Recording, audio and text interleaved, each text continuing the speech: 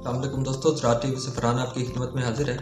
दोस्तों, आपने दरख्त देखे होंगे, तनावर दरख्त, फलदार दरख्त, बड़े शानदार दरख्त। वो दरख्त हमें रोज़ाना एक सबक देते हैं। हम ज़राअत के लोग हैं, हम उसकी बायोलॉजी और बाकी चीज़ें तो समझते हैं, लेकिन जो हमें वो एक कायनात का एक असूली सबक हमें दे रहे हैं, क्या हम वो भी समझते हैं?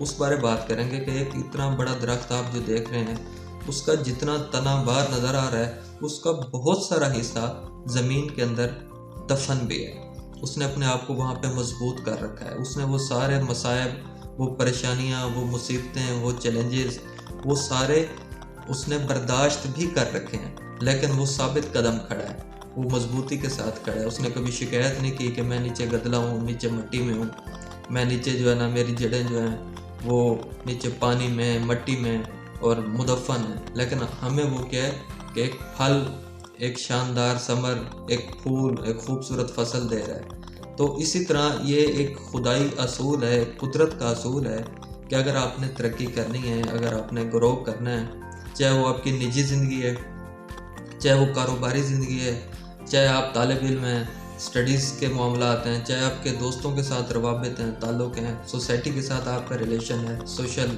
आप कैसे होते हैं, तो हम इन सारी चीज़ों में हम कुदरत का असूल बाज़ भूल जाते हैं।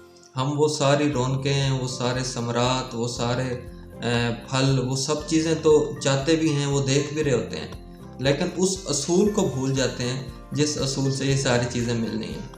कि ये सारी चीज़ें अगर आपने हासिल करनी है तो दरख्त का जो असूल है उसको आप ना भूलें कि दरख्त जो है वो नीचे से ऊपर की तरफ जाता है।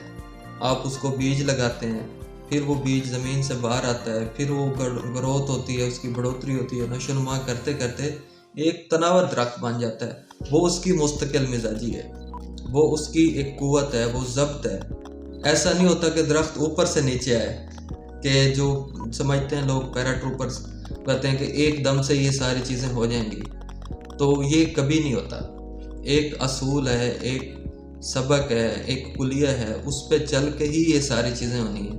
तो आप रोज़ाना की बुनियाद पे जो दरख्त देखते हैं, उनसे हमें सबक भी सीखना चाहिए कि वो दरख्त हमें क्या सबक सिखा रहा है। वो कहता है कि अगर आपने ख़ारजी इस्तेकाम हासिल करना है तो उसके लिए आपको पहले दाखिली इस्तेकाम ज़रूरी है। आपने अपनी जड़ें मजबूत करनी है, अपने आप को आपने उन तमाम चैलेंजेस के लिए, उन तमाम मसाइब के लिए, उन तमाम जो आपको नज़र आ रही हैं चीज़ें, उनके लिए अपने आप को तैयार करना है और ज़ब्त भी करना है। फिर आप में तरक्की आएगी, फिर आप में ग्रोथ आएगी, फिर आप समरदार भी बन सकेंगे, फिर आप फलदार भी बन सकेंगे।